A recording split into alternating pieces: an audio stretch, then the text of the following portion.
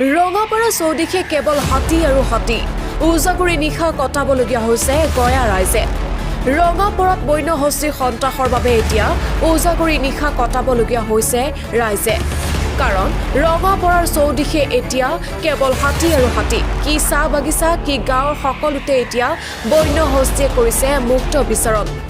ৰঙাপাৰাত প্ৰৱেশ কৰিছে 100 জনীয়া এটি বন্যহস্তীৰ বৃহৎ জাক কণ কণ পোৱালি লগত লৈ প্ৰৱেশ কৰা জাকসমূহ বাগিচা আৰু গাঁও অঞ্চলত প্ৰৱেশ কৰা ৰাইজৰ শংকিত হৈ পৰিছে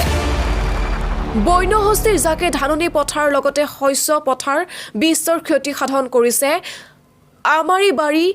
বন বিভাগ তেজপুৰ সদৰ বন বিভাগৰ লোকে জাকসমূহ পুনৰ বনাঞ্চললৈ খেদি পঠোৱাৰ চেষ্টা অব্যাহত ৰাখিছে যদিও একাংশ লোকে আগভেটি ধৰাৰ